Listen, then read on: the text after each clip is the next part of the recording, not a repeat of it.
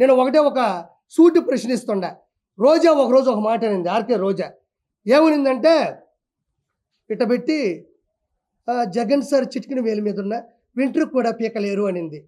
వెంట్రుకి ఏం కర్మ, వెంకటేశ్వర స్వామి మీ అన్న సీఎం పదవే బీకేశాడు, అన్నకే ప్రత్యక్ష హోదానే బీకేశాడు, అన్నని భయపెట్టి బెంగళూరుకే పంపించేశాడు.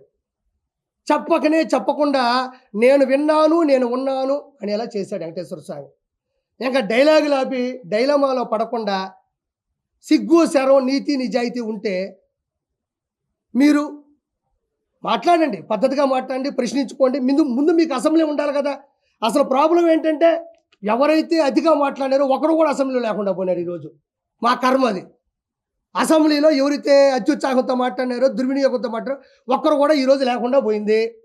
కాబట్టి నేను చెప్పేది ఒకటే, ఈరోజు 20 మందిని తీసుకెళ్లిన రోజా 3,000 కోట్ల రూపాయలు సంపాదించింది అని ఒక సామాన్యుడు, ఒక కమీడియన్, ఒక నెల్లూరు పెద్దారెడ్డి చేపలు పులుసు పెట్టుకున్న ఒక కిరాకార్పి అంటున్నాడు. నీకు దమ్ము ధైర్యం ఉంటే డిబేట్లోకి రాగలవా? 3,000 కోట్ల రూపాయలు నువ్వు మీ అన్నదమ్ములు ఇద్దరు కలిసి ఎత్తేసారన్నది నిజం కాదా? అనిల్ కుమార్ యాదవ్కి 5,000 కోట్ల రూపాయలు నెల్లూరు ఎంపీగా ఉన్నప్పుడు సంపాదించినాడు. ఇది నిజం కాదా? పేరుని నాని కొడుకు అడ్డం పెట్టుకొని గంజాయిని పంచి డబ్బులు సంపాదించాడు. అది నిజం కాదా?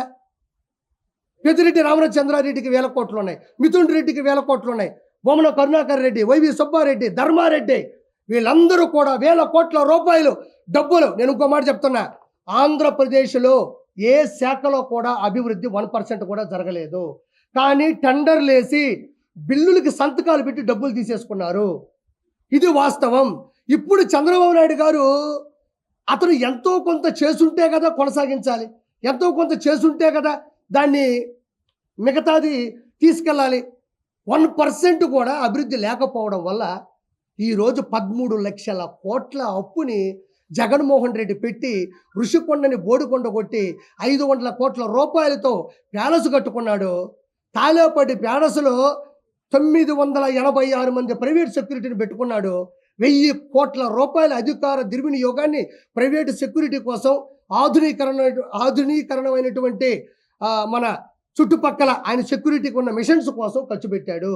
ప్రతి జిల్లాకి ఒక ప్యాలెస్ కడదామని ట్రై చేశాడు. ఈరోజు ఏమైంది? ఏ ప్యాలెస్ లేకుండా సంకనాగిపోయాడు వైఎస్ జగన్మోహన్ రెడ్డి.